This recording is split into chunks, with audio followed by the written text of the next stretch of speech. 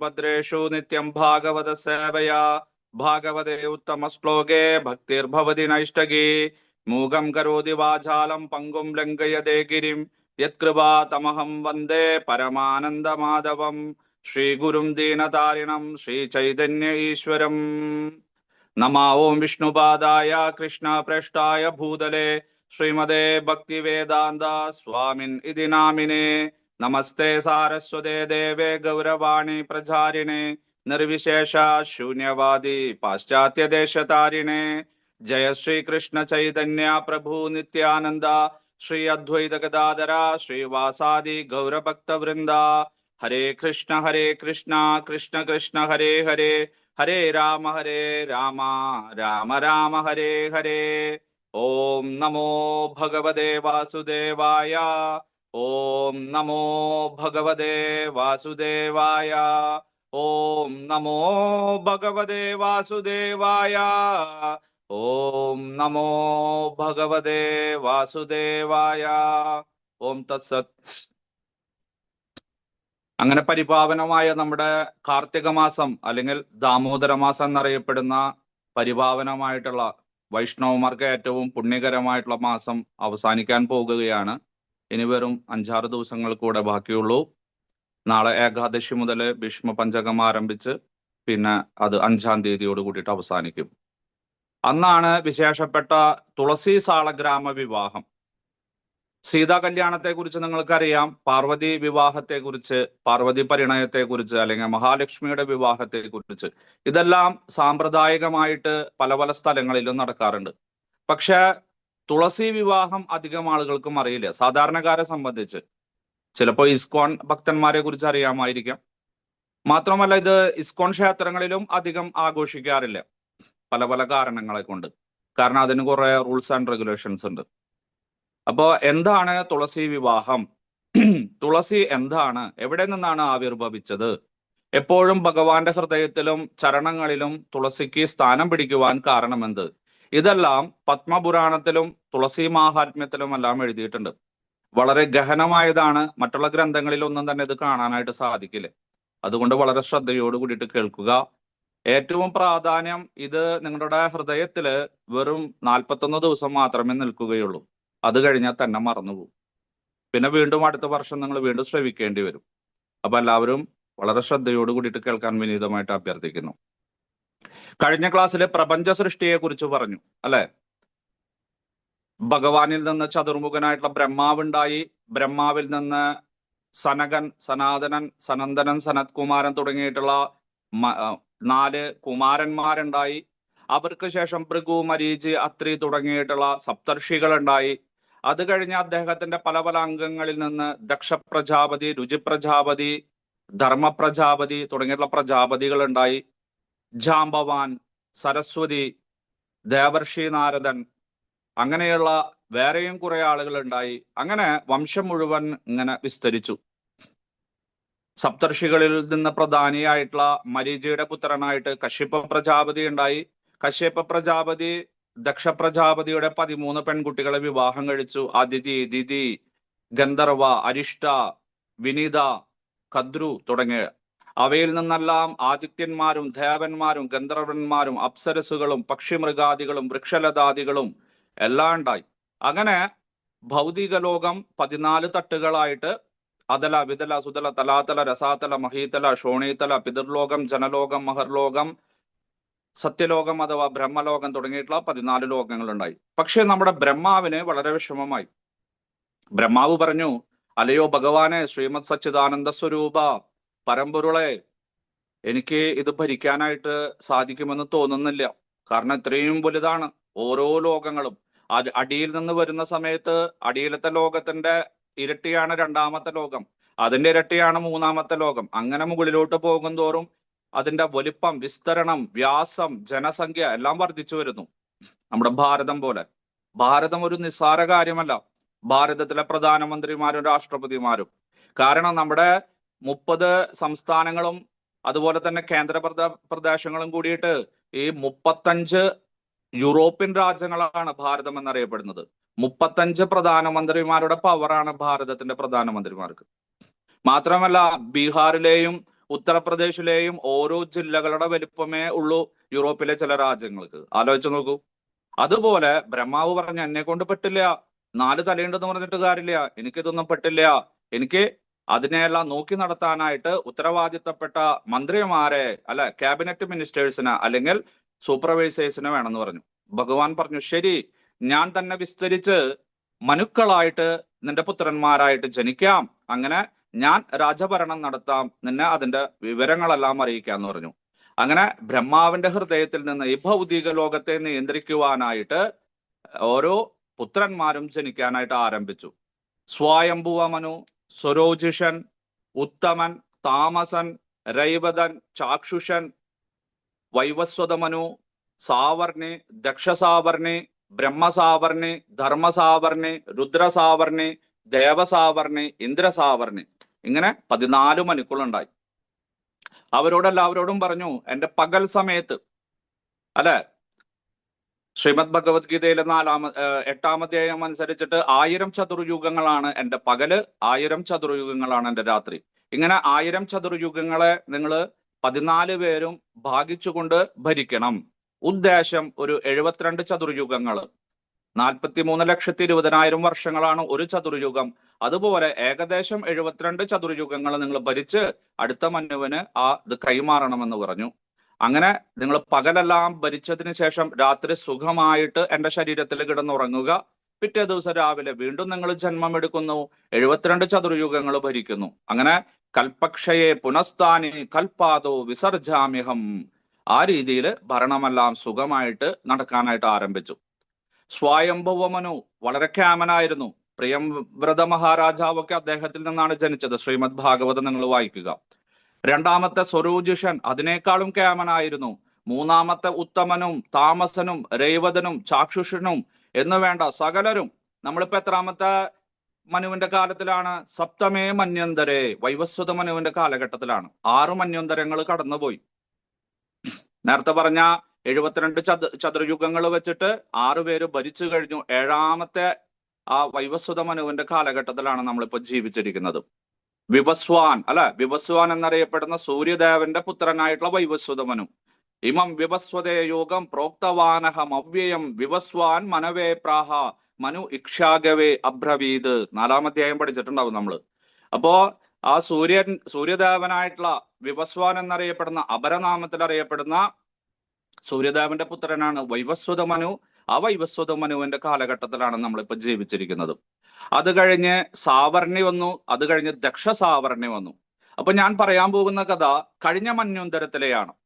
കാരണം ദക്ഷസാവർണിയുടെ കാലഘട്ടത്തിലാണ്, കഴിഞ്ഞ കൽപ്പത്തിലെ കഥയാണ്. അപ്പൊ എത്രയും വർഷത്തെ പഴക്കമുണ്ടെന്ന് നിങ്ങൾ ആലോചിക്കുക. ദക്ഷസാവർണി ഭഗവാന്റെ തന്നെ വിസ്തരണമായിട്ട് അല്ലെങ്കിൽ ഭഗവാന്റെ തന്നെ അവതാരമാണ് ദക്ഷസാവർണി. അങ്ങനെ അദ്ദേഹം വളരെ കേമനായിട്ട് സകല ബ്രഹ്മാണ്ടങ്ങളിലും ചെന്ന് ഈ അതലവിതല സുതല തലാതല ലോകങ്ങളിലെല്ലാം ചെന്ന് കൃത്യമായിട്ട് തന്റെ കാര്യങ്ങളെല്ലാം നിർവഹിക്കുകയും ബ്രഹ്മാവിന് അതിന്റെ റിപ്പോർട്ടുകളെല്ലാം കൊടുക്കുകയും ചെയ്തു. അങ്ങനെ അദ്ദേഹത്തിന്റെ രാജഭരണത്തില് എല്ലാവരും സന്തുഷ്ടരായി, ഭഗവാനും സന്തുഷ്ടനായി. അതിനുശേഷം അദ്ദേഹത്തിന്റെ പുത്രൻ ജനിച്ചു, ധർമ്മസാവർണി, ധർമ്മത്തിന്റെ പ്രതീകമായിട്ട്. യാതൊരു തരത്തിലൊരു കടുകുമണിയോളം വലുപ്പത്തിലും അധർമ്മത്തിന് ഇടനിൽക്കാതെ അദ്ദേഹം ഭരിച്ചു. ദക്ഷസാവർണി അദ്ദേഹവും ഭഗവാന്റെ പരിശുദ്ധ ഭക്തനായിരുന്നു, വൈഷ്ണവനായിരുന്നു. അദ്ദേഹത്തിന്റെ പുത്രനായിട്ട് വിഷ്ണു സാവർണി ഉണ്ടായി. ഭഗവാൻ വിഷ്ണുവിനെ സദാസമയവും ആരാധിക്കുന്ന വിഷ്ണു സാവർണി ഉണ്ടായി. അദ്ദേഹത്തിന്റെ പുത്രനായിട്ട് രാജാതിരാജനായിട്ട് ആ രാജാവിന്റെ ക്ഷത്രിയ ഗുണങ്ങളോട് കൂടിയിട്ട് രാജസാവർണി ജനിച്ചു. അദ്ദേഹവും 1000 വർഷം ഇവിടെ 1000 ദിവ്യയുഗങ്ങളെല്ലാം രാജ്യം ഭരിച്ചു. അദ്ദേഹത്തിനൊരു പുത്രനുണ്ടായി, സുന്ദരനായിട്ടുള്ള ഒരു പുത്രൻ. ശരിക്കും അതിനു മുന്നിലുള്ള അദ്ദേഹത്തിന്റെ പിതാവ്, അദ്ദേഹത്തിന്റെ പിതാവിന്റെ പിതാവായിട്ടുള്ള മുത്തച്ഛൻ, അദ്ദേഹത്തിന്റെ പിതാവ് പ്രപിതാമഹൻ, അദ്ദേഹത്തിന്റെ മുത്തച്ഛൻ, ഇവരെല്ലാവരും വൈഷ്ണവ ഭക്തന്മാരായിരുന്നു, വിഷ്ണുവിനെ ആരാധിക്കുന്നവനായിരുന്നു. പക്ഷേ ഈ രാജസാവർണിയുടെ പുത്രൻ ഒരു ദിവസം പല സ്ഥലങ്ങളിലും നടന്ന് അവസാനം കൈലാസത്തിൽ എത്തിച്ചേർന്നു. അവിടെ അദ്ദേഹം ഒരു അതീന്ദ്രിയ പുരുഷനെ കണ്ടു. ആരെയാണ്? മഹാദേവന്, രുദ്രന്, ശ്രീ പരമേശ്വരന്.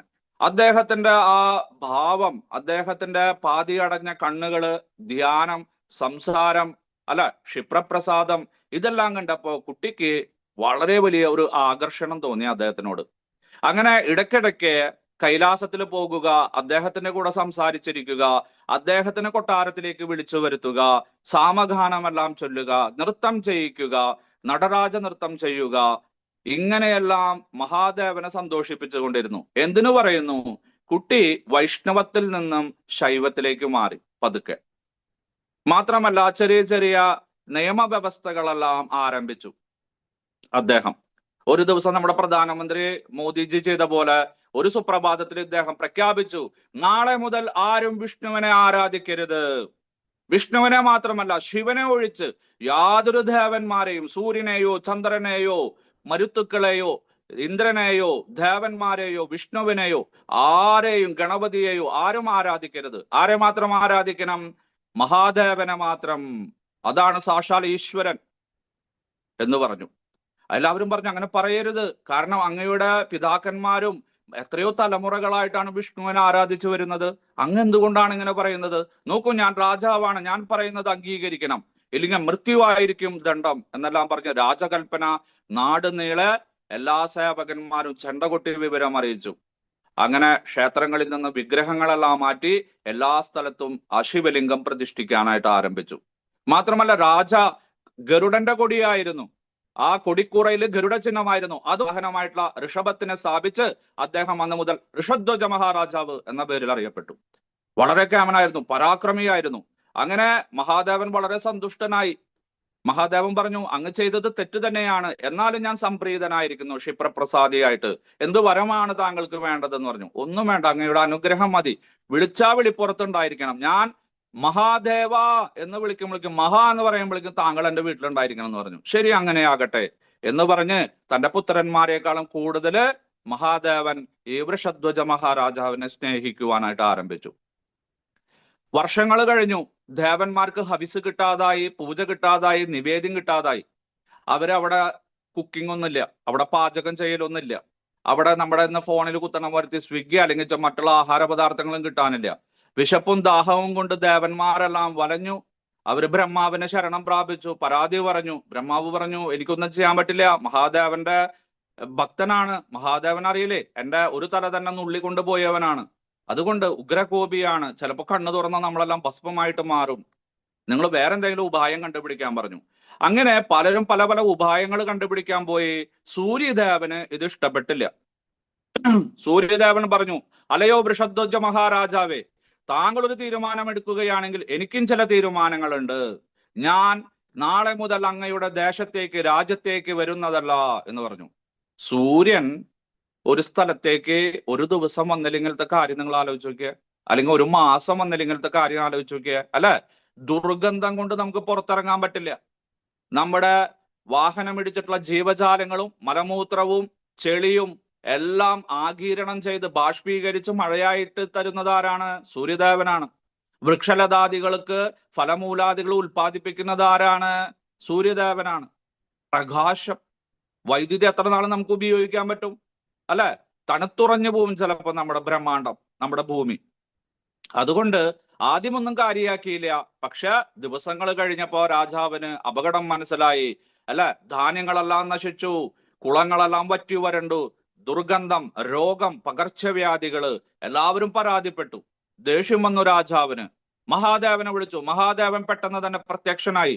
എന്തു വേണം പുത്ര, പറയൂ ഭക്ത, എന്ത് ചെയ്യണം എന്ന് പറഞ്ഞു. ഇങ്ങനൊരു കാര്യം ഉണ്ടായി, സൂര്യദേവൻ എന്നെ അപമാനിച്ചു, അദ്ദേഹന്റെ രാജ്യത്തേക്ക് വരുന്നില്ല എന്ന് പറഞ്ഞു. അങ്ങനെയായോ? അവനെ ഞാൻ വധിക്കുന്നുണ്ട് എന്ന് പറഞ്ഞ് തന്റെ വൃഷഭത്തിന്റെ പുറത്തേറിയിട്ട് തൃശൂലവുമായിട്ട് മഹാദേവൻ വേഗം തന്നെ സൂര്യദേവന്റെ വാഹനത്തിന്റെ അടുത്തേക്ക് ചെന്നു. സൂര്യദേവൻ ഭയപ്പെട്ടു. സൂര്യദേവൻ വേഗം തന്നെ തന്റെ അച്ഛനായിട്ടുള്ള കശ്യപ പ്രജാപതിയുടെ ആ ജനലോകത്തേക്ക് പോയി. അദ്ദേഹത്തിന് ശരണം പ്രാപിച്ചു. അദ്ദേഹം പറഞ്ഞു, അയ്യോ, ത്രിമൂർത്തികളെ എതിരിടാൻ എനിക്കാവില്ല, നമുക്ക് ബ്രഹ്മാവിനെ ശരണം പ്രാപിക്കാമെന്ന് പറഞ്ഞ് അദ്ദേഹത്തിന്റെ പുത്രനായിട്ടുള്ള പിതാവായിട്ടുള്ള ബ്രഹ്മദേവന്റെ അടുത്തേക്ക്, ബ്രഹ്മലോകത്തിലേക്ക് പോയി. ബ്രഹ്മാവ് പറഞ്ഞു, എനിക്ക് മഹാദേവന്റെ കോപത്തെ തടുക്കാൻ സാധിക്കില്ല, നമുക്ക് വൈകുണ്ഠ ലോകത്തിൽ ചെന്ന് ആ സർവലോക മഹേശ്വരനായിട്ടുള്ള മഹാവിഷ്ണുവിനെ ശരണം പ്രാപിക്കാം. അദ്ദേഹം എന്തെങ്കിലും പോകാൻ വഴി കാണിച്ച് തരാതിരിക്കില്ല എന്ന് പറഞ്ഞു. എല്ലാവരും ചെന്ന് ശേതദ്വീപിൽ ചെന്ന് പുരുഷ സൂക്തം ഭാഗ്യസൂക്തം എല്ലാം ചൊല്ലി ഭഗവാൻ തന്റെ സിംഹാസനത്തിൽ നിന്ന് ഇറങ്ങി വന്നു. എന്താ എല്ലാവരും കൂടിയിട്ട് സൂര്യദേവ, കശ്യപ പ്രജാപതി, ബ്രഹ്മദേവ എന്താ വന്നിരിക്കണം ചോദിച്ചു. അയ്യോ, സംസാരിച്ചു നിൽക്കാൻ നേരമില്ല, അതാ മഹാദേവൻ അവിടെ അഗ്നിജ്വാലയായിട്ട് വരുന്നുണ്ട്, തൃശൂലം കൊണ്ട് ഞങ്ങളെ വധിക്കും. ഉണ്ടായ കാര്യങ്ങളെല്ലാം വളരെ സംക്ഷിപ്തമായിട്ട് പറഞ്ഞു കൊടുത്തു. ഇല്ല, അദ്ദേഹം അങ്ങനെ ചെയ്യില്ല ഒരിക്കലും. അദ്ദേഹം ക്ഷിപ്രപ്രസാദിയുമാണ്, ക്ഷിപ്രഗോപിയുമാണ്. നമുക്ക് കാര്യങ്ങളെല്ലാം പറഞ്ഞ് മനസ്സിലാക്കാം. ഒന്നുകൊണ്ടും ഭയപ്പെടണ്ട. എന്തായാലും എന്റെ വൈകുണ്ഠ ലോകത്തിലെത്തിയല്ലോ, കുണ്ഠിതമെല്ലാം മാറ്റൂ. യാതൊരു സ്ഥലത്തെ പ്രവേശിച്ചു കഴിഞ്ഞാൽ നിങ്ങളുടെ ദുഃഖമെല്ലാം മാറുമോ? അങ്ങനെയുള്ള സ്ഥലത്താണ് നിങ്ങൾ ഇരിക്കുന്നത്. എല്ലാത്തിനും ഞാൻ പ്രതിവിധി കാണാം. മഹാലക്ഷ്മി, അവിടെ നിന്ന് തീർത്ഥജലം കൊണ്ടുവരൂ, ചന്ദനലാഭം കൊണ്ടുവരൂ, കൂവളമാലകൾ കൊണ്ടുവരൂ, താമരമാലകൾ കൊണ്ടുവരൂ. അങ്ങനെ എല്ലാവരും കൂടിയിട്ട്, മഹാലക്ഷ്മിയും ധനലക്ഷ്മിയും വരലക്ഷ്മിയും എല്ലാവരും കൂടിയിട്ട് വേഗം വേഗം തീർത്ഥജനങ്ങളും സുഗന്ധലാപനങ്ങളും ചന്ദനത്തൈലങ്ങളും എല്ലാം കൊണ്ടുവന്നു. അപ്പോഴേക്കും വായു വേഗത്തില് പരമശിവൻ അവിടെ എത്തി, ഇറങ്ങി, ചാടി ശൂലമെടുത്ത് വധിക്കാനായിട്ട് ആരംഭിച്ചു. മഹാവിഷ്ണു പറഞ്ഞു, അല്ലയോ മഹാദേവ, ഇത്ര വേഗം എന്തിനാണ് വന്നിരിക്കുന്നത് ധൃതിയില്? എന്നെ കാണുവാനാണോ അത് ആരെങ്കിലും കാണുവാനാണെന്ന് പറഞ്ഞു. കോപം കൊണ്ട് അദ്ദേഹത്തിന്റെ കണ്ണുകളിൽ നിന്ന് അഗ്നിജ്വാല വമിക്കുന്നുണ്ടായിരുന്നു. വേഗം തന്നെ മഹാലക്ഷ്മി ചെന്ന് അദ്ദേഹത്തിന്റെ കാലെല്ലാം കഴുകി കൊടുത്തു. ഭഗവാൻ മഹാവിഷ്ണു തന്നെ ആ ശുദ്ധജലം കൊണ്ട്, അദ്ദേഹത്തിന്റെ ഗംഗാജലം കൊണ്ട് അദ്ദേഹത്തിന്റെ ശിരസിൽ ധാര ചെയ്തു. കോപമെല്ലാം പതുക്കെ പതുക്കെ തണുത്തുറയാനായിട്ട് ആരംഭിച്ചു. മാലകളെല്ലാം, കൂവളമാലകളും താമരമാലകളും എല്ലാം അണിയിപ്പിച്ചു. അപ്പോഴേക്കും ചാമരമാലവട്ടം കൊണ്ടുവന്നു വീശിക്കൊടുത്തു. അങ്ങ് ക്ഷീണിച്ചല്ലോ, വിയർത്തൊലിച്ചിരിക്കുന്നല്ലോ എന്നെല്ലാം പറഞ്ഞ് തന്റെ തന്നെ ഉത്തരീയം കൊണ്ട്, ആ ഷാള് കൊണ്ട് അദ്ദേഹത്തിന്റെ മുഖമെല്ലാം തുടച്ചു കൊടുത്തു. അങ്ങനെ ക്ഷിപ്രഗോപിയായിട്ട് വന്നിട്ടുള്ള മഹാദേവന്റെ കോപമെല്ലാം തണുത്തുറഞ്ഞു. അദ്ദേഹത്തിന് പാനീയങ്ങളും മധുരപലഹാരങ്ങളെല്ലാം കൊടുത്തു. എന്നിട്ട് പറഞ്ഞു, ഇനി പറയൂ, ഇനി എന്താണ് വേണ്ടതെന്ന് പറഞ്ഞു. പക്ഷെ അപ്പോഴേക്കും അദ്ദേഹത്തിന്റെ കോപമെല്ലാം പോയി മിതഭാഷണം ആരംഭിച്ചു. ഇദ്ദേഹം ചെയ്തത് ശരിയായില്ല. ഇദ്ദേഹം എന്റെ ഭക്തനായിട്ടുള്ള വൃഷധ്വജ മഹാരാജാവിനെ അപമാനിച്ചു. അദ്ദേഹത്തിന്റെ രാജ്യം അവിടെ പട്ടിണിയിലായി, കെടുതികൾ വന്നു, പകർച്ചവ്യാധികൾ വന്നു, കൃഷിയെല്ലാം നശിച്ചു എന്ന് പറഞ്ഞു. അവിടെ ഭഗവാൻ മഹാവിഷ്ണു പുഞ്ചിരിച്ചു. അപ്പൊ പറഞ്ഞു, ഞങ്ങൾ ഇത്രയും കാര്യമായിട്ടുള്ള കാര്യം പറയുമ്പോൾ താങ്കൾ എന്താണ് പുഞ്ചിരിക്കുന്നത്? എന്താണ് മഹാവിഷ്ണു, പറയൂ, ഞങ്ങളെ കളിയാക്കുകയാണോ എന്ന് ചോദിച്ചു. അല്ല, നിങ്ങളെല്ലാവരും ഭൂമിയിലോട്ട് നോക്കൂ എന്ന് പറഞ്ഞു. അങ്ങനെ മഹാദേവനും ബ്രഹ്മാവും കശ്യപ പ്രജാപതിയും സൂര്യദേവനുമെല്ലാം ഭൂമിയിലോട്ട് നോക്കിയ സമയത്ത് അവർ വളരെ അത്ഭുതകരമായിട്ടുള്ള കാഴ്ചയാണ് കണ്ടത്. എന്താണ്? വൃഷധ്വജ മഹാരാജാവ് 1500 വർഷങ്ങൾ രാജ്യം ഭരിച്ച് അദ്ദേഹം മൃതി അടഞ്ഞു. അദ്ദേഹത്തിന്റെ പുത്രൻ ഹംസധ്വജ മഹാരാജാവ് 2000 വർഷങ്ങൾ രാജ്യം ഭരിച്ച് അദ്ദേഹവും ഇഹലോകവാസം വെടിഞ്ഞു. അദ്ദേഹത്തിന്റെ 3 പുത്രന്മാരാണ് ഇപ്പോൾ രാജ്യം ഭരിക്കുന്നത്. ധർമ്മധ്വജ മഹാരാജാവ്, ക്ഷീരധ്വജ മഹാരാജാവ്, കുശധ്വജ മഹാരാജാവ്. ഇനി നിങ്ങൾ ഏത് മഹാരാജാവിനെ കുറിച്ചിട്ടാണ് പറയുന്നത്? വൃഷധ്വജ മഹാരാജാവ് എവിടെയാണ്? അദ്ദേഹം സ്വർഗലോകത്തിലെത്തിയിരിക്കുന്നു, പേടിക്കണ്ടെന്ന് പറഞ്ഞു. അങ്ങനെ എല്ലാവർക്കും സമാധാനമായി. ശരി, അതിന് പശ്ചാത്താപമായിട്ട് എന്തെങ്കിലും ചെയ്യണം, പരിഹാര കർമ്മങ്ങൾ ചെയ്യണം എന്ന് പറഞ്ഞു മഹാദേവൻ. ഉടൻ തന്നെ മഹാവിഷ്ണു പറഞ്ഞു, തീർച്ചയായിട്ടും അദ്ദേഹത്തിന്റെ രാജ്യം തന്നെയാണ് ഇപ്പോഴും. അദ്ദേഹത്തിന്റെ രാജ്യത്ത് അഭിവൃദ്ധിപ്പെടുവാനായിട്ട് മഹാലക്ഷ്മി തന്നെ പുത്രിമാരായിട്ട് അവിടെ ജനിക്കും. എല്ലാം സമ്പൽ സമൃദ്ധിയും ഉണ്ടാവും. എന്തിന്? ഞാൻ തന്നെ അവരുടെ ഒരു കുടുംബാംഗമായിട്ട് വരാം. മതിയില്ലേ മഹാദേവ എന്ന് പറഞ്ഞു. മഹാദേവന് സന്തോഷമായി. ശരി, ഇനി എല്ലാവരും അവരവരുടെ ലോകങ്ങളിലേക്ക് പോയിക്കോളൂ എന്ന് പറഞ്ഞു. അങ്ങനെ ബ്രഹ്മാവ് ബ്രഹ്മലോകത്തേക്കും ആ കശ്യപ പ്രജാപതി തപോലോകത്തേക്കും സൂര്യൻ സൂര്യലോകത്തേക്കും ഭഗവാൻ പരമശിവൻ കൈലാസത്തിലേക്കും യാത്രയായി. അങ്ങനെ വിവാഹപ്രായം എത്തിയ സമയത്ത് ധർമ്മധ്വജ മഹാരാജാവ് മാധവിയെ വിവാഹം കഴിച്ചു. അങ്ങനെ ഗർഭാവസ്ഥയിലായ മാധവി കാർത്തിക മാസത്തിലെ, ഈ ചാതുർമാസത്തിന്റെ അവസാനമായിട്ടുള്ള കാർത്തിക മാസത്തിലെ പൗർണമി നക്ഷത്രത്തില് സുന്ദരിയായിട്ടുള്ള ഒരു പുത്രിയെ ജനനം കൊടുത്തു. അവൾക്ക് ആരും തന്നെ തുലനം ചെയ്യാൻ സാധിച്ചില്ല. സൗന്ദര്യം കൊണ്ടും അതുപോലെ തന്നെ മന്ദഹാസം കൊണ്ടും പുഞ്ചിരി കൊണ്ടും ശരീരലാവണ്യം കൊണ്ടും അംഗലാവണ്യം കൊണ്ടും ആർക്കും കിടപിടിക്കാൻ സാധിച്ചില്ല. അതുകൊണ്ട് ഇവളുടെ അത്രയ്ക്ക് സൗന്ദര്യം തുലനം ചെയ്യാൻ സാധിക്കാത്തത് കൊണ്ട് തുളസി എന്ന പേരിൽ അവള് പ്രസിദ്ധയായി. എല്ലാവരും അവൾക്ക് തുളസി നാമകരണം ചെയ്തു, അന്നപ്രാശനമെല്ലാം ചെയ്തു. അങ്ങനെ ധർമ്മധ്വജ മഹാരാജാവിന്റെയും മാധവിയുടെയും പുത്രിയായിട്ട് തുളസി വളർന്നു. അദ്ദേഹത്തിന്റെ സഹോദരനായിട്ടുള്ള ക്ഷീരധ്വജ മഹാരാജാവ് സ്വയനയന എന്ന് പറഞ്ഞിട്ടുള്ള സുന്ദരിയെ വിവാഹം കഴിച്ചു. അവരില് ഊർമിള എന്ന് പറഞ്ഞിട്ടുള്ള ഒരു കുട്ടിയുണ്ടായി. ആ സമയത്ത് ക്ഷീരധ്വജ മഹാരാജാവ് അദ്ദേഹത്തിന്റെ വേറൊരു പേരായിരുന്നു ജനക മഹാരാജാവ്. നിങ്ങൾക്കറിയാം, സീതാദേവിയുടെ അച്ഛൻ. അദ്ദേഹം ആ വയല്, അദ്ദേഹത്തിന്റെ കൃഷിസ്ഥലം ഉഴുന്ന സമയത്ത് അവിടെ നിന്നൊരു പേടകം കിട്ടുകയും ഒരു പെട്ടി കിട്ടുകയും അത് തുറന്നു നോക്കിയപ്പോൾ സാക്ഷാൽ മഹാലക്ഷ്മിയായിട്ടുള്ള സീതാദേവി അതിലുണ്ടായിരുന്നു. അങ്ങനെ അവർക്കും 2 കുട്ടികളായി. ഏറ്റവും താഴെയുള്ള സഹോദരനായിട്ടുള്ള കുശധ്വജ മഹാരാജാവ് ചന്ദ്രഭാഗയെ വിവാഹം കഴിച്ചു. അവർക്കും 2 കുട്ടികളുണ്ടായി, മാണ്ഡവി, ശ്രുതകീർത്തി. ഈ കഥകളെല്ലാം നിങ്ങൾക്കറിയാം. ഇനി നമുക്ക് പതുക്കെ തുളസിയുടെ കഥയിലേക്ക് പോകാം. അങ്ങനെ ധർമ്മധ്വജ മഹാരാജാവിനും മാധവിക്കും ഉണ്ടായിട്ടുള്ള തുളസി വളരെ ഈശ്വരഭക്തിയായിട്ട് ഭവിച്ചു. വേദശാസ്ത്ര പുരാണങ്ങളെല്ലാം പെട്ടെന്ന് തന്നെ പഠിച്ചു. അതീവ ഭക്തിയായിരുന്നു. ഭഗവത് ഭക്തിയുത സേവനത്തില് അമ്മയെയും അച്ഛനെയും എല്ലാം സഹായിക്കും. പണ്ഡിതന്മാരുമായിട്ട് ചർച്ച ചെയ്യുന്നു. അങ്ങനെ കുട്ടിക്ക് മനസ്സിലായി, ഞാനൊരു സാധാരണ കുട്ടിയല്ല, ഞാൻ അവിടെ നിന്ന് വൈകുണ്ഠ ലോകത്തിൽ നിന്ന് വന്നതാണ്. അതീന്ദ്രിയമായിട്ടുള്ള ജ്ഞാനമുണ്ടായി. ശരി, എനിക്ക് ഭഗവാനെ തന്നെ വേണം. എന്റെ ചേച്ചി സീതാദേവി ശ്രീരാമചന്ദ്രനെ വിവാഹം കഴിക്കാൻ പോകുന്നു. അതുപോലെ തന്നെ ഭഗവാന്റെ അംശമായിട്ടുള്ള അനന്തനെയാണ് ഊർമിള ചേച്ചി വിവാഹം കഴിക്കാൻ പോകുന്നത്. ഭഗവാന്റെ തന്നെ ശംഖുചക്രത്തെയാണ് ശ്രുതകീർത്തിയും മാണ്ഡവിയും വിവാഹം കഴിക്കാൻ പോകുന്നത്. ഞാനും ഭഗവാനെ വിവാഹം കഴിക്കണമെന്നുള്ള ആഗ്രഹത്തോട് കൂടിയിട്ട് ബദരീനാഥിൽ പോയിട്ട് തുളസി തപസ് ചെയ്യാനായിട്ട് ആരംഭിച്ചു, യൗവന കാലഘട്ടത്തില്. അങ്ങനെ ഒറ്റക്കാലിൽ നിന്നുകൊണ്ട് കൊടും തണുപ്പില് വസ്ത്രമൊന്നുമില്ലാതെ അല്പവസ്ത്രധാരിയായിട്ട് തപസ്സെല്ലാം അനുഷ്ഠിച്ചു. അങ്ങനെ 100 വർഷങ്ങൾ കഴിഞ്ഞപ്പോ ബ്രഹ്മാവ് പ്രത്യക്ഷപ്പെട്ടു. എന്ത് വേണമെന്ന് പറഞ്ഞു. ഭഗവാന് എനിക്ക് വരനായിട്ട് വേണം എന്ന് പറഞ്ഞു. തീർച്ചയായിട്ടും നിനക്കതിന് സാധിക്കും. ഭഗവാന്റെ ഏതെങ്കിലും ഒരു അവതാരം തന്നെ വിവാഹം കഴിക്കും. മഹാവിഷ്ണുവിന് വിവാഹം ചെയ്യാൻ സാധിക്കില്ല, ഭഗവാൻ ശ്രീകൃഷ്ണനും വിവാഹം ചെയ്യാൻ സാധിക്കില്ല, പക്ഷെ ഭഗവാന്റെ തന്നെ ഒരു വിസ്തരണം തന്നെ വിവാഹം കഴിക്കും എന്ന് പറഞ്ഞ് അനുഗ്രഹിച്ചു. കൊട്ടാരത്തിലേക്ക് പോയിക്കോളൂ, വീണ്ടും തിരിച്ചു പോയിക്കോളൂ എന്ന് പറഞ്ഞു. അങ്ങനെ വിജയശ്രീ ലാളിതയായിട്ട് വളരെയധികം സന്തോഷത്തോടു കൂടി കൊട്ടാരത്തിൽ വന്ന് വളരാനായിട്ട് ആരംഭിച്ചു. ആ സമയത്ത് ദേവാസുരന്മാര് അവിടെ പാലാഴി കടഞ്ഞു. അനേകം വിശിഷ്ട വസ്തുക്കളെല്ലാം മുകളിലോട്ട് വന്നു. അതിൽ കൂടുതൽ ഭാഗം കിട്ടിയത് ആരായിരുന്നു? ദേവേന്ദ്രന്. പാരിജാതത്തെ കിട്ടി, ഐരാവതത്തെ കിട്ടി, അമൃത് കിട്ടി, അല്ലെ, സുന്ദരിയായിട്ടുള്ള രംഭൗർവശി തിലോത്തമയെ കിട്ടി. അങ്ങനെ അനേകം വസ്തുക്കൾ അദ്ദേഹത്തിന് കിട്ടി. മഹാവിഷ്ണുവിനോ മഹാദേവനോ ഒന്നും തന്നെ വളരെയധികം വസ്തുക്കളൊന്നും ലഭിച്ചില്ല, വളരെ കുറച്ച് വസ്തുക്കളെ ലഭിച്ചിട്ടുള്ളൂ. ഇങ്ങനെ അനേകം വസ്തുക്കൾ തനിക്ക് ലഭിച്ചത് കൊണ്ട് ത്രിമൂർത്തികളെക്കാളും കേമൻ ഞാനാണെന്നുള്ള ഒരു മിഥ്യാധാരണ, ഒരു മൂഢത്വം ആർക്കുണ്ടായി? ദേവേന്ദ്രനുണ്ടായി. എല്ലാ സ്ഥലങ്ങളിലും പറഞ്ഞു നടക്കും, ഹോ, ത്രിമൂർത്തികള്, ഒരു ബ്രഹ്മ വിഷ്ണു മഹേശ്വരന്മാരുണ്ട്, ഒരു വകയ്ക്ക് കൊള്ളില്ല, എല്ലാം ഞാനാണ് ചെയ്യുന്നത്, അല്ലെ, നമ്മുടെ സത്സംഗത്തിലത്തെ ചില ഭക്തന്മാരെ പോലെ. എല്ലാം എന്റെ കണ്ണെത്തണം, എല്ലാം ഞാൻ ചെയ്യണം, ഇതെന്താ, ദേവന്മാരുടെ രാജാവാണ്, എന്നിട്ട് പേരോ അവർക്ക്, എല്ലാം ചെയ്യുന്നത് ഞാൻ. ഇങ്ങനെ സകല സ്ഥലങ്ങളിലും പറഞ്ഞു. നാരദ മഹർഷിയോടും പറഞ്ഞു. നാരദ മഹർഷി വിചാരിച്ചു, ഇദ്ദേഹത്തിന്റെ അഹങ്കാരം കുറച്ചു കൊടുക്കണം, ഇവനെ നല്ല കുട്ടിയായിട്ട് വളർത്തണം എന്ന് വിചാരിച്ചു. അങ്ങ് പറഞ്ഞതും ശരിയാണ്, ഞാനും കുറെ നാളായിട്ട് ആലോചിക്കുന്നുണ്ട്, അങ്ങേക്ക് ത്രിമൂർത്തി ആയിക്കൂടെ എന്ന് ചോദിച്ചു. ഇത് കേട്ടതോടുകൂടി ആ മൂഢൻ വിചാരിച്ചു, പറയുന്നതെല്ലാം ശരിയാണ്, ഒരു അടിയും കൂടി ഉയർന്നു. അതിനെന്തു വേണം നാരദരെ എന്ന് ചോദിച്ചു. അപ്പൊ പറഞ്ഞു, നമുക്ക് ഏതെങ്കിലും ഒരു ത്രിമൂർത്തിയെ പിടിച്ച് താഴെ ഇറക്കിയിട്ട് താങ്കൾ അവിടെ അവരോധിച്ചോളൂ. വേണമെങ്കിൽ വിഷ്ണുവിനെ മാറ്റാം, ബ്രഹ്മാവിനെ മാറ്റാം, മഹാദേവനെ മാറ്റാം എന്ന് പറഞ്ഞു. അപ്പൊ ആലോചിച്ചു നോക്കിയപ്പോ ഇവരില് ശാന്തസ്വരൂപൻ, അല്ലെ, വലിയ കുഴപ്പക്കാരനല്ലാത്തവൻ ആരാണ്? മഹാദേവൻ, പരമശിവൻ. നമുക്ക് മഹാദേവനെ പിടിച്ച് താഴെ ഇറക്കാം, താങ്കൾ കൈലാസത്തിൽ പോയിട്ട് താങ്കൾ അദ്ദേഹത്തിനോട് യുദ്ധം ചെയ്തുകൊള്ളൂ, എന്നിട്ട് അദ്ദേഹത്തിനെ തോൽപ്പിച്ചോളൂ. എപ്പോഴും ധ്യാനിച്ചിരിക്കുകയാണ്, ആയുധങ്ങളൊന്നും കയ്യിലില്ല, പാമ്പോ മറ്റോ ഉണ്ടെന്ന് തോന്നണു, അല്ലെ, പിന്നെ കണ്ണു തുറക്കാതെ നോക്കണം, അത് മാത്രമേ പ്രശ്നമുള്ളൂ എന്ന് പറഞ്ഞു. അങ്ങനെ അഹങ്കാരിയായിട്ടുള്ള ദേവേന്ദ്രൻ വേഗം തന്നെ കൈലാസത്തിലേക്ക് പോകാൻ തീരുമാനിച്ചു.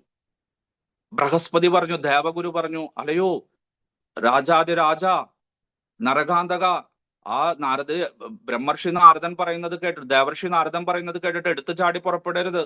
അദ്ദേഹം ഒരു കുസൃതിക്കാരനാണ്, കൗശലക്കാരനാണ്, അപകടമൊന്നും വരുത്തി വെക്കരുത് എന്ന് പറഞ്ഞു. പക്ഷെ തന്റെ ആധ്യാത്മിക ഗുരുവിന്റെ നിർദ്ദേശങ്ങളെല്ലാം തള്ളിക്കളഞ്ഞുകൊണ്ട് ഐരാവതത്തിന്റെ പുറത്തേറി ദേവേന്ദ്രൻ കൈലാസത്തിലേക്ക് പോകാൻ തയ്യാറായി. ആ ദേവലോകത്ത് നിന്ന് ദേവർഷി നാരദൻ പോയത് എവിടേക്കാണ്? കൈലാസത്തിലേക്ക്. മഹാദേവനോട് പറഞ്ഞു, മഹാദേവ, വിഡ്ഢിയായിട്ടുള്ള ദേവേന്ദ്രൻ വരുന്നുണ്ട് അങ്ങയെ ആക്രമിക്കാനായിട്ട്, കരുതിയിരിക്കുക, അവന് നല്ലൊരു കൊട്ടുകൊഴിച്ചു കൊടുത്തോളൂ എന്ന് പറഞ്ഞു. ശരി, അങ്ങനെ ആകട്ടെ, താങ്കൾ പോയിക്കോളൂ, ഞാൻ വേണ്ടത് ചെയ്യാമെന്ന് പറഞ്ഞ് അവിടെ ധ്യാനനിമഗ്നനായിട്ടിരുന്നു. അങ്ങനെ കുറച്ചു കഴിഞ്ഞപ്പോൾ ഐരാവതത്തിന്റെ പുറത്തേറിയിട്ട് ആ കൈലാസത്തിന്റെ അടിവാരത്തില് അവിടെ ദേവേന്ദ്രൻ വന്നിറങ്ങി. അവിടെ ശക്തനായിട്ടുള്ള അവിടെ ഒരു പടയാളി നിൽക്കുന്നുണ്ടായിരുന്നു. അദ്ദേഹത്തിനോട് പറഞ്ഞു, വേഗം ചെന്ന് അങ്ങയുടെ രാജാവിനെ വിവരം അറിയിക്കൂ. കൈലാസനാഥനായിട്ടുള്ള മഹാദേവന്, ദേവാതിദേവനായിട്ടുള്ള സർവ്വദേവന്മാരുടെയും ഇന്ദ്രനായിട്ടുള്ള ദേവേന്ദ്രൻ വന്നിരിക്കുന്നു, വേഗം മുഖം കാണിക്കാൻ പറയാൻ പറഞ്ഞു. അദ്ദേഹം പറഞ്ഞു, അദ്ദേഹം ഇപ്പോ ധ്യാനത്തിലിരിക്കുകയോ അല്ലെങ്കിൽ പാർവതി ദേവിയുമായിട്ട് സല്ലപിക്കുകയോ ആയിരിക്കും. ഇന്നത്തെ ദിവസം അദ്ദേഹം സന്ദർശകരെ അനുവദിക്കുന്നതല്ല, താങ്കൾ പോയിട്ട് നാളെ വരാൻ പറഞ്ഞു. പക്ഷെ ദേവേന്ദ്രന്റെ കോപം ആളിക്കത്തി. ഞാൻ കണ്ടിട്ടേ പോകുന്നുള്ളൂ, മാത്രമല്ല അദ്ദേഹത്തിന് വധിക്കുവാനാണ്, യുദ്ധത്തിൽ വധിക്കുവാനാണ് വന്നിരിക്കുന്നത് പറഞ്ഞു. അങ്ങനെയാണെങ്കിൽ ഒരു കാര്യം ചെയ്യൂ, എന്നെ വധിച്ചിട്ട് അകത്തേക്ക് പോയിക്കോളൂ, എന്നെ തോൽപ്പിച്ചിട്ട് വേണമെങ്കിൽ അങ്ങേക്ക് ഉള്ളിലേക്ക് പ്രവേശിക്കാമെന്ന് പറഞ്ഞു. ഓ, നിസാരനായ നിന്നെ ഞാൻ വധിക്കുന്നുണ്ട് എന്ന് പറഞ്ഞ് അവിടെ വെച്ച് മുഷ്ടിയുദ്ധം, ദ്വന്ദ്വ യുദ്ധം എല്ലാം ആരംഭിച്ചു. പക്ഷെ വെറും 10 മിനിറ്റ് കൊണ്ട് മനസ്സിലായി തന്റെ മുന്നിലുള്ള ആ പടയാളി സാധാരണക്കാരനല്ല എന്ന് മനസ്സിലായി. കാരണം 10 മിനിറ്റ് കൊണ്ട് സർവശക്തിയും പ്രയോഗിച്ചു ക്ഷീണിച്ച അവശനായ ദേവേന്ദ്രൻ. എന്നാലോ ആ പടയാളിക്ക് യാതൊരു കുലുക്കവുമില്ല. അദ്ദേഹം ഇപ്പോഴും പുഞ്ചിരിച്ചുകൊണ്ട് മന്ദഹസിച്ചുകൊണ്ട് എന്തും നേരിടാൻ തയ്യാറായിട്ടിരിക്കുകയാണ്. അവസാനം കോപം വന്ന് ഇവനെ പെട്ടെന്ന് തന്നെ ആക്രമിച്ച് എനിക്ക് ആ ത്രിപുരാന്തകനായിട്ടുള്ള മഹാദേവനെ വധിക്കണമെന്ന് വിചാരിച്ച് തന്റെ ആ വലിയ ദണ്ട്, ആ തണ്ടർ ബോൾട്ട് വജ്രായുധം ഈ പടയാളിയുടെ ശിരസിൽ ആഞ്ഞടിച്ചു. വജ്രായുധം 100 കഷ്ണങ്ങളായിട്ട് ചിന്നിച്ചിതറി. പെട്ടെന്ന് തന്നെ പടയാളിയുടെ രൂപം മാറുവാനായിട്ട് ആരംഭിച്ചു. രക്തമെല്ലാം തലയിൽ നിന്നും കണ്ണിൽ നിന്നും ചെവിയിൽ നിന്നുമെല്ലാം ഇങ്ങനെ ഇറ്റിറ്റു വീഴാൻ ആരംഭിച്ചു. അതാ ആ രൂപം മഹാദേവനായിട്ട് പരിണമിച്ചു. അങ്ങാണോ? പെട്ടെന്ന് തന്നെ ഭയം കടന്നു വന്നു. കാരണം എന്താണ്? ഇനി ആ മൂന്നാമത്തെ ത്രിനേത്രമെല്ലാം തുറന്നു കഴിഞ്ഞ താൻ ഭസ്മമാകുമെന്ന് വിചാരിച്ച് പെട്ടെന്ന് തന്നെ അദ്ദേഹത്തിന്റെ കാൽക്കൽ വീഴാനായിട്ട് ആരംഭിച്ചു. അപ്പോഴേക്കും ഉഗ്രകോപം കൊണ്ട് തന്റെ കൈകാലുകളെല്ലാം വിറപ്പിച്ചുകൊണ്ട് മഹാദേവൻ അലറി, ദേവേന്ദ്ര, മാറി നിൽക്കൂ എന്ന് പറഞ്ഞിട്ട്. കാരണം അദ്ദേഹത്തിന്റെ തൃക്കണ്ണ് തുറന്നു. അതിൽ നിന്ന് വലിയൊരു ഉണ്ട തീജ്വാലം പെട്ടെന്ന് തന്നെ പുറത്തേക്ക് പ്രവഹിച്ചു. അതിന്റെ മുന്നിൽ പെട്ടിരുന്നെങ്കിൽ ഭസ്മം പോലും കിട്ടില്ലായിരുന്നു ദേവേന്ദ്രന്. പക്ഷെ ദയ തോന്നിയിട്ടുള്ള മഹാദേവൻ ആ ദേവേന്ദ്രനെ അവിടെ നിന്ന് തള്ളി താഴെയിട്ടു. അത് ചെന്ന് ആ സമുദ്രത്തിൽ നിലംപതിച്ചു. പെട്ടെന്ന് തന്നെ ദേവേന്ദ്രൻ എഴുന്നേറ്റ് സ്തുതിഗീതങ്ങളെല്ലാം പാടി ശിവസഹസ്രനാമമെല്ലാം ചൊല്ലി അദ്ദേഹത്തിന്റെ കാൽക്കൽ വീണ് മാപ്പ് പറഞ്ഞു. സാരമില്ല, അഹങ്കാരം കൊണ്ട് വരുത്തതാണ്, തിരിച്ചു ചെല്ലൂ, ദേവലോകം ഭരിക്കൂ, എന്റെ എല്ലാ അനുഗ്രഹങ്ങളും ഉണ്ടായിരിക്കും എന്ന് പറഞ്ഞു. അങ്ങനെ കോപമെല്ലാം ശമിച്ച് ഭഗവാൻ മഹാദേവൻ അവിടെ കൈലാസത്തിലേക്ക് വന്ന് വീണ്ടും ധ്യാനിച്ചിരുന്നു. അപമാനഭാരത്താല് ഐരാവതത്തിന്റെ പുറത്തേറിയിട്ട് ദേവേന്ദ്രൻ ദേവലോകത്തേക്കും യാത്രയായി. ആ സമയത്ത് ദേവാസുര യുദ്ധമെല്ലാം കഴിഞ്ഞിരിക്കുകയായിരുന്നു.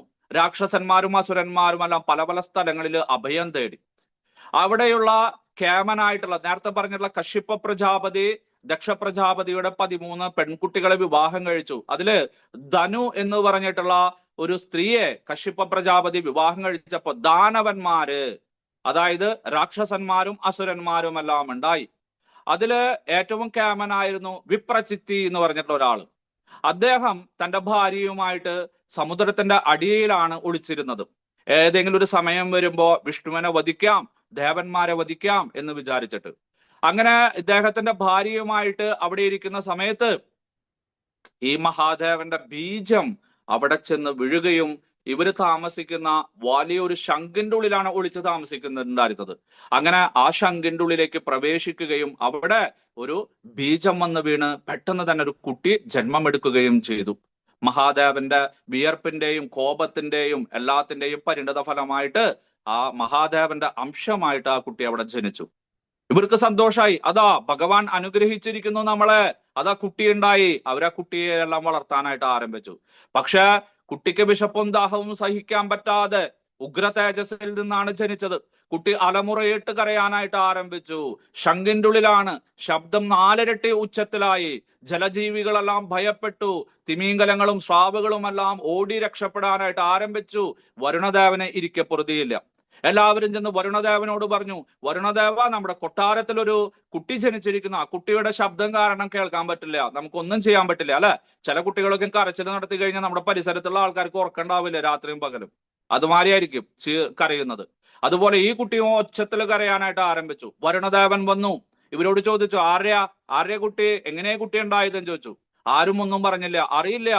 എവിടെ നിന്ന് വന്നതാണെന്ന് പറഞ്ഞു. ബ്രഹ്മാവിനോട് ചോദിച്ചു, ബ്രഹ്മാവേ, അങ്ങ് ഒരു കുട്ടിക്ക് രൂപം ഇവിടെ ജന്മം നൽകിയിട്ടുണ്ടോ എന്ന് ചോദിച്ചു.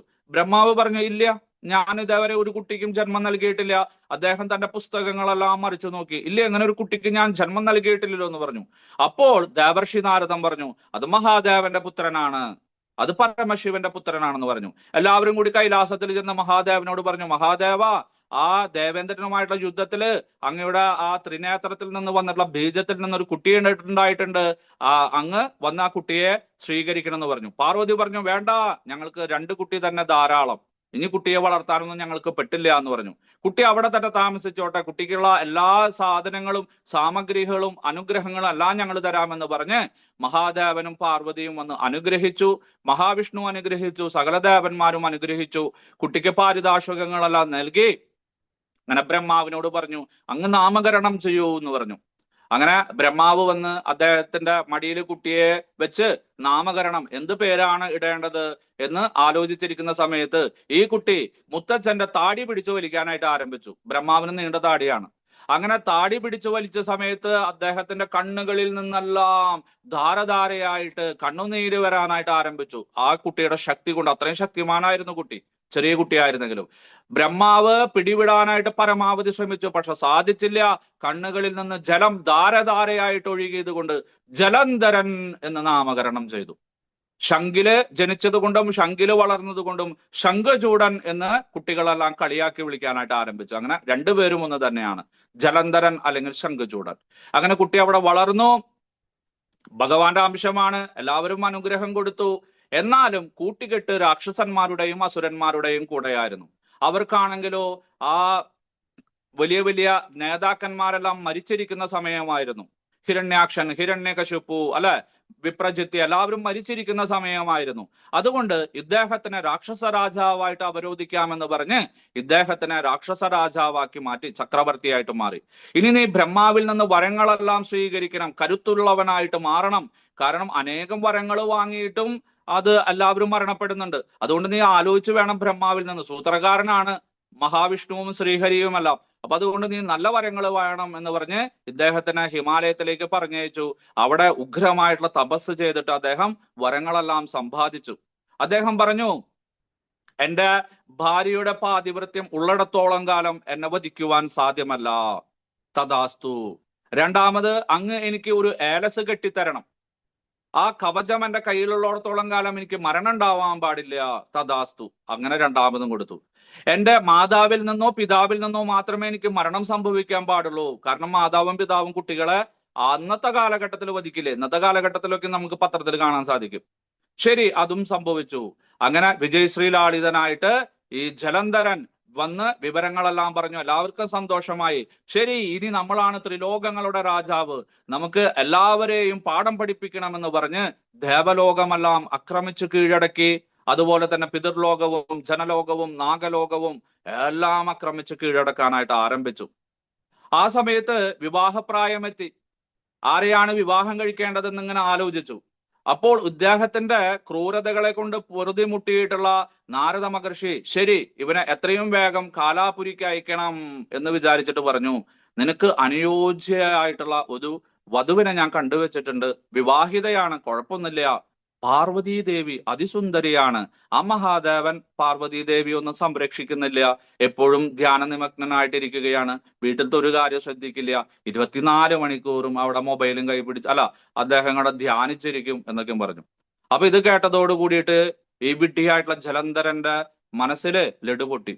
ശരി, നോക്കാം, ഞാൻ ചെന്ന് നോക്കട്ടെ എന്ന് പറഞ്ഞു. അങ്ങനെ ഒരു ദിവസം കൈലാസത്തിൽ ചെന്ന് വേഷപ്രജ്ഞനായിട്ട് അദൃശ്യനായിട്ട് ചെന്ന് പാർവതീ ദേവിയെ കണ്ടു.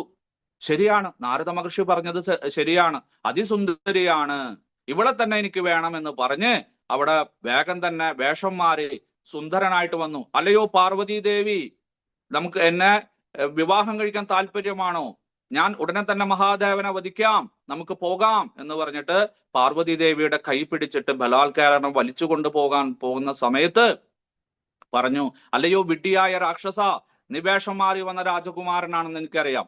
നിന്റെ ഭാര്യയെയും ഒരാൾ ഇതുപോലെ ഏതെങ്കിലും സമയത്ത് വേഷം മാറി വന്ന് പറ്റിക്കും. നീ വേഗം തന്നെ പോയിക്കോളൂ, എന്റെ ശാപം ഉണ്ടാകരുത്. കാരണം മഹാദേവൻ നിന്റെ പിതാവാണ്, അതുകൊണ്ട് ഞാൻ നിന്റെ മാതാവാണ്. ഒരു മാതാവിനെ വിവാഹം കഴിക്കാൻ നിനക്ക് ലജ്ജയില്ലേ? ഈ കാര്യങ്ങളൊന്നും നിനക്ക് അറിയില്ലേ എന്ന് ചോദിച്ചു. അങ്ങനെ അപമാന ഭാരത്താല് അവിടെ നിന്നും ആ ജലന്ധരൻ വീണ്ടും കൊട്ടാരത്തിലേക്ക് വന്നു. ആളുകളെല്ലാം പറഞ്ഞു, ശുക്രാചാര്യനും മറ്റുള്ള ആളുകളും പറഞ്ഞു, എന്താ വിവേകമാണ് താങ്കൾ ചെയ്തത്?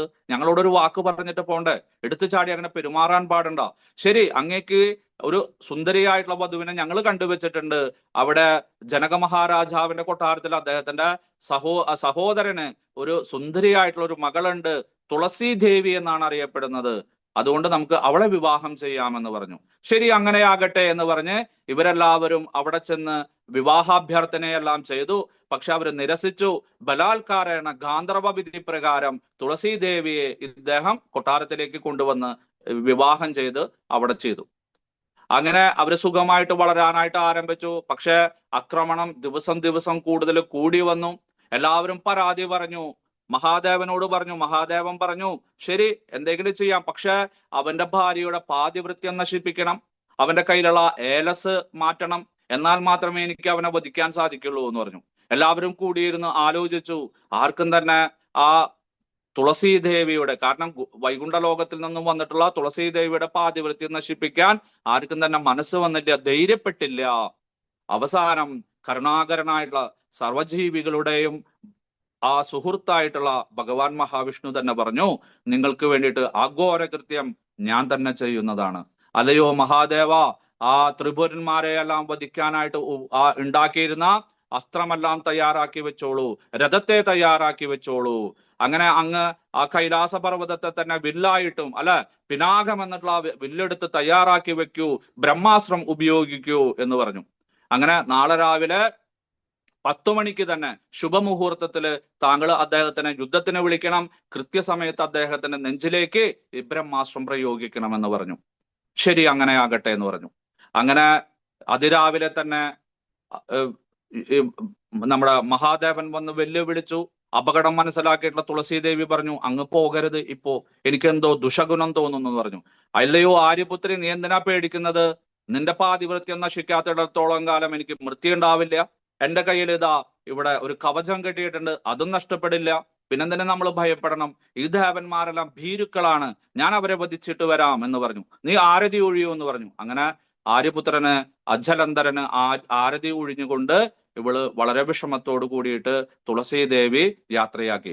ഞാൻ വരുന്നത് വരെ നീ വാതിൽ തുറക്കരുത്, പൂജാമുറിയിലിരുന്ന് നീ ഭഗവാന്റെ അർച്ചനകളും പൂജകളും മറ്റുള്ള കാര്യങ്ങളെല്ലാം ചെയ്യുക, ആര് വന്നാലും നീ പുറത്തേക്ക് വരരുതെന്ന് പറഞ്ഞു. ശരി, അങ്ങനെയാകട്ടെ ആര്യപുത്ര, വിജയീ ഭവ, വിജയിച്ചിട്ട് വരൂ എന്ന് പറഞ്ഞ് യാത്രയാക്കി.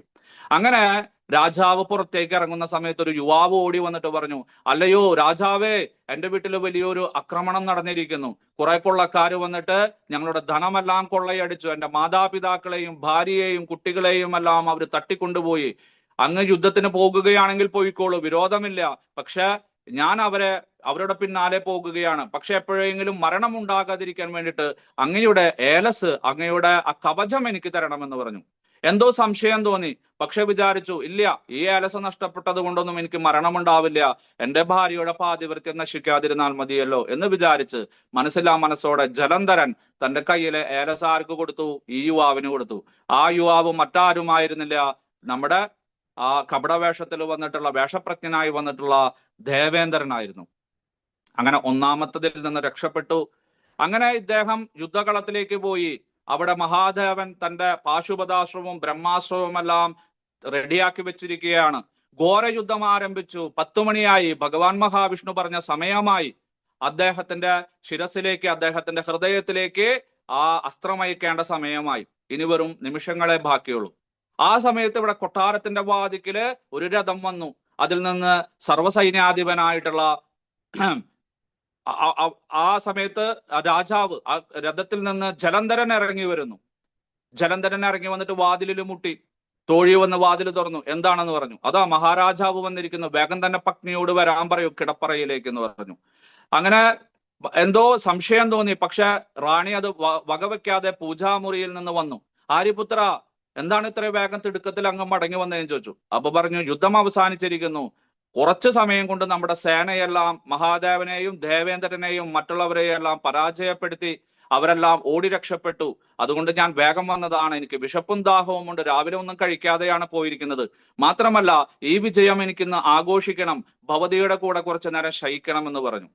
ശരി, അങ്ങനെ ആകട്ടെ എന്ന് പറഞ്ഞ് ആ ജലവും പാനീയങ്ങളും ഭക്ഷണവും എല്ലാം എടുത്തു വന്നു. അന്തഃപുരത്തിലേക്ക് വന്നു.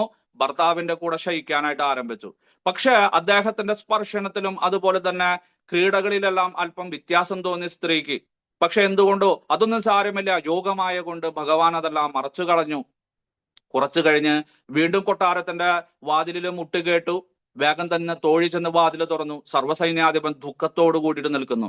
മഹാറാണിയെ വിവരമറിയിക്കൂ, നമ്മുടെ രാജാവ് ഇഹലോകവാസം വെടിഞ്ഞു, അദ്ദേഹം ആ ദേവലോകത്തേക്ക് യാത്രയായി എന്ന് പറഞ്ഞു. അപ്പൊ പറഞ്ഞു, അങ്ങെന്ത് വിഡ്ഢിത്തരമാണ് പറയുന്നത്? അല്പം മുമ്പ് മഹാരാജാവ് തിരുമനസ് വന്നല്ലോ എന്ന് പറഞ്ഞു. മഹാറാണിയോട് വിവരം പറയാൻ പറഞ്ഞു. മഹാറാണി അവിടെ നിന്ന് വന്നു, സർവ്വസൈന്യാധിപനെ കണ്ടു. സർവ്വസൈന്യാധിപൻ പറഞ്ഞു, മഹാറാണി, ആ മഹാദേവന്റെ പാശുപതാശ്രം ഹൃദയത്തിൽ തറച്ച് നമ്മുടെ ജലന്ധര മഹാരാജാവ് അവിടെ യുദ്ധഭൂമിയിൽ രക്തം വാർന്നു മരിച്ചു. അദ്ദേഹത്തിന്റെ ശവസംസ്കാരം ഉടനെ തന്നെ നടക്കും.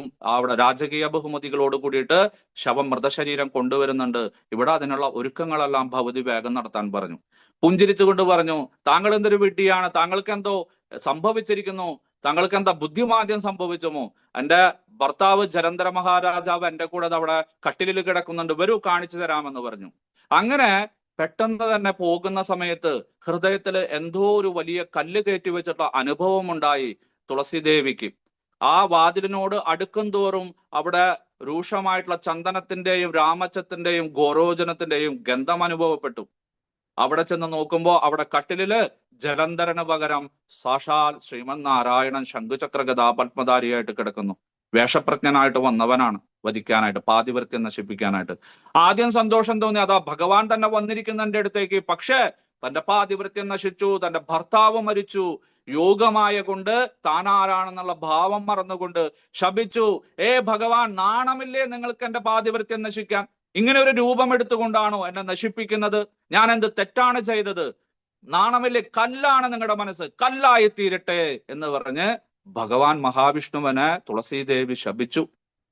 ഭഗവാൻ പുഞ്ചിരിച്ചുകൊണ്ട് മന്ദഹസിച്ചുകൊണ്ട് പറഞ്ഞു, ദേവി, അങ്ങയുടെ അനുഗ്രഹം അങ്ങയുടെ ശാപം ഫലിക്കും. കാരണം അങ്ങ് അത്രയും പാതിവൃത്യം സൂക്ഷിച്ചവളാണ്, തപസ്സനുഷ്ഠിച്ചവളാണ്. അതുകൊണ്ട് മാത്രമല്ല അതീന്ദ്രിയമായിട്ടുള്ള ലോകത്തിൽ നിന്ന് വന്നവളാണ്. നീ ആരാണെന്ന് പറഞ്ഞു തരാം, അത് കേട്ടാൽ നിന്റെ വിഷമമെല്ലാം മാറുമെന്ന് പറഞ്ഞു. അങ്ങനെ വിഷമമെല്ലാം കടിച്ചു പിടിച്ച് ഭഗവാൻ മഹാവിഷ്ണു പറയുന്നതെല്ലാം ശ്രദ്ധയോടെ കേട്ട് ഇരിക്കാനായിട്ട് നോക്കി. ഭവതി അവിടെ ഗോലോക വൃന്ദാവനത്തില് വൈകുണ്ഠ ലോകത്തില് ശ്രീമതി രാധാറാണിയുടെയും ഭഗവാൻ ശ്രീകൃഷ്ണന്റെയും സെക്രട്ടറി ആയിരുന്നു, അവരുടെ തോഴിയായിരുന്നു.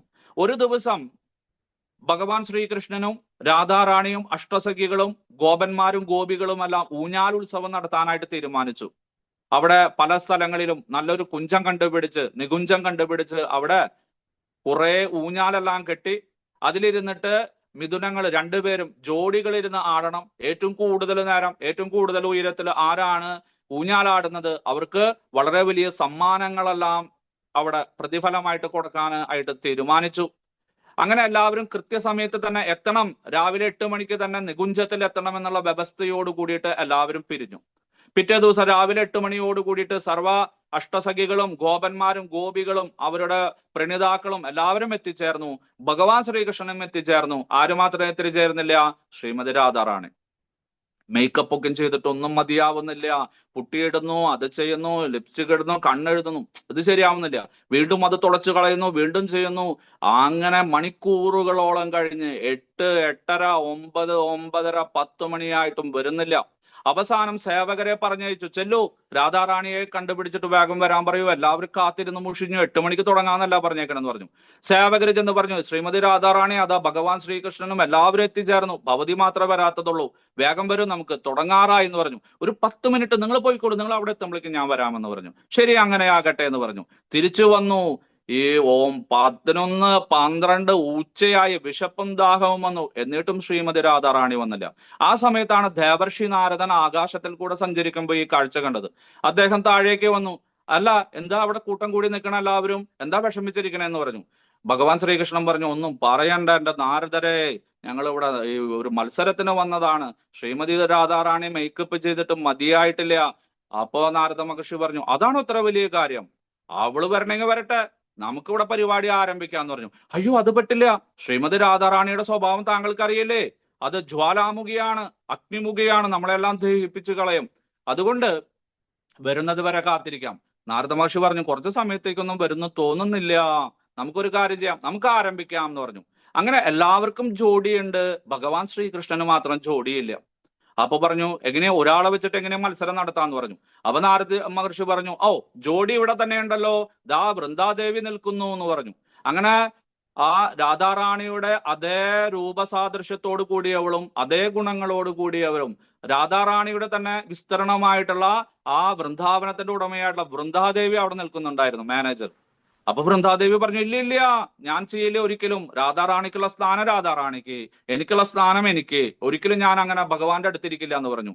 ഇല്ല, ഇതൊരു നാടകമാണ്, ഇത് കുറച്ച് സമയത്തേക്ക് മാത്രം, ഒരു രസത്തിന് വേണ്ടിയിട്ട് എന്ന് പറഞ്ഞു. നേരം പോക്കായിട്ട് കരുതിയാൽ മതി എന്ന് പറഞ്ഞു. അങ്ങനെ എല്ലാവരുടെയും നിർബന്ധത്തിന് വഴങ്ങിയിട്ട് വൃന്ദാദേവി ഊഞ്ഞാലിന്റെ ഒരറ്റത്തും ഭഗവാൻ ശ്രീകൃഷ്ണൻ ഒരറ്റത്തും ഇരുന്നിട്ട് ആടാനായിട്ട് ആരംഭിച്ചു. ലളിത, വിശാഖ, തുംഗഭദ്ര ഇവരെല്ലാം വളരെ ഉച്ചത്തിൽ ആട്ടാനായിട്ട് ആരംഭിച്ച സമയത്ത് ഇതൊന്നും പരിചയമില്ലാത്ത വൃന്ദാദേവി കരയാനായിട്ട് ആരംഭിച്ചു. അയ്യോ, എനിക്ക് ഛർദ്ദിക്കാൻ വരണേ, എനിക്ക് തല ചുറ്റണേ, ഭഗവാനെ എന്നെ ഇറക്കാൻ പറയൂ, ഞാൻ ചാടി ഇറങ്ങുന്നൊക്കെ പറഞ്ഞു. വൃന്ദാദേവി, ഭയപ്പെടേണ്ട, എൻ്റെ അടുത്തേക്ക് നീങ്ങിയിരുന്നു കൊള്ളൂ, പേടിക്കണ്ട എന്ന് പറഞ്ഞു.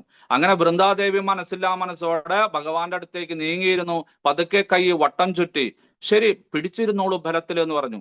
അങ്ങനെ അങ്ങും എന്നെ പിടിച്ചിരിക്കൂ, അല്ലെങ്കിൽ ഞാൻ വീഴുമെന്ന് പറഞ്ഞു. അങ്ങനെ ഭഗവാനും പിടിച്ചിരുന്നു. കുറച്ചു കഴിഞ്ഞപ്പോൾ അതിന്റെ എല്ലാം മയക്കത്തില് ആ ബോധശൂന്യായിട്ട് പതുക്കെ ആ വാടിത്തളർന്നിട്ടുള്ള താമരത്തണ്ട് പോലെ നമ്മുടെ ശ്രീമതി തുളസി വൃന്ദാദേവി ഭഗവാന്റെ ശിരസിലേക്ക്, തോളിലേക്ക് പതുക്കെ ചാരിയിരുന്നു. ഈ സമയത്താണ് ശ്രീമതി രാധാറാണി അവിടേക്ക് കടന്നു വരുന്നത്. ഈ കാഴ്ച കണ്ട് ഞെട്ടിപ്പോയി. നിർത്തൂ നിങ്ങളുടെ മത്സരം എന്ന് പറഞ്ഞു. എല്ലാവരും ചാടിയിറങ്ങി. ഇപ്പൊ ഇനി എന്താ സംഭവിക്കുന്നത്? എല്ലാവരെയും ശപിക്കും, ആത്മീജ്വാലയിൽപ്പെട്ട് ഞങ്ങളെല്ലാം വെന്തു മരിക്കുമെന്ന് വിചാരിച്ചു. നാണമില്ലേ മനുഷ്യ നിങ്ങൾക്ക്? ഞാനില്ലാത്ത സമയത്ത് കുറച്ച് സമയത്തേക്ക് കിട്ടിയപ്പോഴും അപ്പോഴും നിങ്ങൾ കാര്യങ്ങളെല്ലാം എടുത്തു. നാണമില്ലേ വൃന്ദ നിനക്ക് എന്റെ ഭർത്താവിന്റെ കൂടെ ഇരിക്കാൻ? ഇങ്ങനെ അനേകം ശാപവാക്കുകളെല്ലാം പറഞ്ഞു. ഈ സംഭവം കണ്ട ഉടനെ നാരദ മഹർഷി അവിടെ നിന്ന് ഓടി രക്ഷപ്പെട്ടു. ഓടിയ വഴിയിൽ പുല്ല് പോലും മുളച്ചിട്ടില്ല എന്നാണ് പറയുന്നത്. അങ്ങനെ പറഞ്ഞു, ഇല്ല, നാരദ മഹർഷി പറഞ്ഞിട്ടാ. എവിടെ നാരദ മഹർഷി? വിളിക്കൂ. അദ്ദേഹം പറഞ്ഞാൽ ഞാൻ സത്യമാണെന്ന് വിചാരിക്കാം. അവരവിടെ മുഴുവൻ പരിശോധിച്ചിട്ട് നാരദ മഹർഷിയുടെ പൊടി പോലും കണ്ടുപിടിക്കാൻ പറ്റിയില്ല. ആള് ഉടനെ തന്നെ ബ്രഹ്മലോകത്തിലെത്തി. അങ്ങനെ ഇവര് പറഞ്ഞതെല്ലാം കള്ളമാണ്, നിങ്ങൾ പറഞ്ഞത് ഞാൻ ഒരിക്കലും വിശ്വസിക്കില്ല എന്നെല്ലാം പറഞ്ഞ് രാധാറാണി ഈ വൃന്ദാദേവി പറഞ്ഞു, നീ ഭൂമിയിൽ പോയിട്ട് നിന്റെ ആ കാമക്രോധ മോഹലോഭങ്ങളൊന്നും ഇതുവരെ നീ പൂർത്തീകരിച്ചില്ല, നീ ഭൂമിയിൽ പോയിട്ട് ജനിക്കട്ടെ എന്ന് പറഞ്ഞ് ശപിച്ചു. ഭഗവാനോട് പറഞ്ഞു, നാണമില്ലല്ലോ, കല്ല് വെച്ച മനസ്സല്ലേ, നീ കല്ലായിട്ട് ഭൂമിയിൽ പോയിട്ട് ജനിക്കട്ടെ എന്ന് പറഞ്ഞു. ഇതെല്ലാം കേട്ടിട്ട് സുധാമ എന്ന് പറഞ്ഞ ഭഗവാന്റെ സെക്രട്ടറി ഉണ്ടായിരുന്നു. അദ്ദേഹത്തിന് ഭയങ്കര വിഷമായി. അദ്ദേഹം പറഞ്ഞു, ശ്രീമതി രാധാറാണി കാര്യമറിയാതെ സംസാരിക്കരുത്, മനസ്സിലായ? ഞങ്ങളൊന്നും തെറ്റുകാരല്ല. 8 മണിക്ക് വരാൻ പറഞ്ഞ 8 മണിക്ക് വരണ്ട, വേണ്ട 9, 10, 11, 12 ഇപ്പോഴാണ് കയറി വരുന്നത്. എന്നിട്ട് ഞങ്ങൾക്കില്ലാത്ത കുറ്റവും. അങ്ങേക്കും കുറച്ച് ലജ്ജ വേണം, അങ്ങേക്കും കുറച്ച് ഉത്തരവാദിത്തം വേണം എന്ന് പറഞ്ഞ് ഈ സുധാമ ശ്രീമതി രാധാറാണിയെ അല്പം ശകാരിക്കുവാനായിട്ട് ആരംഭിച്ചു. ഇത് കേട്ടതോടുകൂടി വീണ്ടും ക്രോധാകുലയായിട്ട് പറഞ്ഞു, അത് ശരി, നീയും വൃന്ദാദേവിയും തമ്മില് എന്തോ ചുറ്റിക്കളിയുണ്ടെന്ന് ആളുകളെല്ലാം പറയാറുണ്ടായിരുന്നു, എനിക്കത് വിശ്വാസമായില്ല, ഇപ്പൊ വിശ്വാസമായി. നീയും വേഗം ഭൂമിയിൽ പോയിട്ട് രാക്ഷസനായിട്ട് ജനിക്കട്ടെ എന്ന് പറഞ്ഞു. അവിടെ വെച്ച് അവിടെ വെച്ചിട്ട് വേണമെങ്കിൽ നിങ്ങൾ വിവാഹം കഴിച്ചോളൂ, ഇവിടെ വെച്ച് നിങ്ങളുടെ പരിപാടി ഒന്നും നടക്കില്ല എന്ന് പറഞ്ഞു. അങ്ങനെ ശാപങ്ങളുടെ ഒരു ഘോഷയാത്രയായി. ഇത് കേട്ട് സുധാമയ്ക്കും അദ്ദേഹത്തിനും സഹിച്ചില്ല. തന്റെ ഭഗവാനെയും അതുപോലെ തന്നെ തന്റെ പ്രേമഭാചനമായിട്ടുള്ള വൃന്ദാദേവിയെയും പറയുന്നത് കേട്ട് പറഞ്ഞു, ശ്രീമതി രാധാറാണി, അങ്ങനെയാണെങ്കിൽ നീയും ഞങ്ങളോടൊപ്പം ഭൂമിയിലേക്ക് വരണം, നിന്നെയും ഞാൻ ശപിച്ചിരിക്കണു എന്ന് പറഞ്ഞു. അങ്ങനെ ശാപങ്ങളുടെ ഘോഷയാത്രയെല്ലാം കഴിഞ്ഞ് അവർ കുറച്ചു നേരം ആലോചിച്ചിരുന്നു, അല്ലെ? അപ്പോഴാണ് പശ്ചാത്താപം ഉണ്ടാകുന്നത്. വായിൽ നിന്ന് വാക്കുകളെല്ലാം വീണുപോകും. ശരി, ഇനി എന്താ ചെയ്യാ? ഭഗവാൻ പറഞ്ഞു, വിധിയാണ്, നടക്കേണ്ടത് നടക്കും. ഗഹനോ കർമ്മണോ ഗതിഹി, കർമ്മത്തിന്റെ ഗതിയൊന്നും നമുക്കറിയില്ല. ശരി, നമുക്കെല്ലാവർക്കും പോകാം, കൃത്യമായിട്ടുള്ള സമയം ഞാൻ പറഞ്ഞു തരാം, എല്ലാവരും അവിടെ അവതരിക്കാൻ പറഞ്ഞു. അതുപോലെ അല്ലയോ ഭവതി, അങ്ങാണ് ആ വൃന്ദാദേവിയായിട്ട് അവതരിച്ചിരിക്കുന്ന തുളസി മഹാറാണി. ഈ ജലന്ധരൻ അല്ലെങ്കിൽ ശംഖുചൂടനാണ് ആ സുദാമ. അദ്ദേഹം വേഗം തന്നെ വൈകുണ്ഠ ലോകത്തിലേക്ക് തിരിച്ചു പോയിരിക്കുന്നു. അദ്ദേഹത്തിന്റെ ലീലകളെല്ലാം കഴിഞ്ഞു.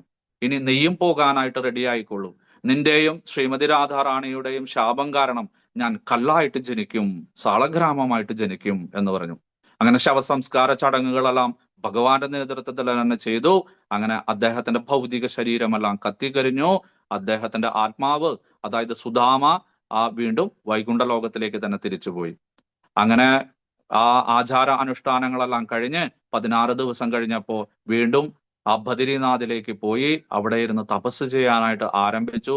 അങ്ങനെ 12,000 സംവത്സരങ്ങൾ കഴിഞ്ഞപ്പോ ശരീരമെല്ലാം അഴുകി അവിടുത്തെ മഞ്ഞും അവിടുത്തെ ജലവുമെല്ലാം ചേർന്ന് ഒരു നദിയായിട്ട്, ഗണ്ഡകി നദി, നേപ്പാളിൽ കൂടെ ഒഴുകുന്ന ഗണ്ഡകി നദിയായിട്ട് തീർന്നു, പുണ്യനദിയായിട്ട് തീർന്നു.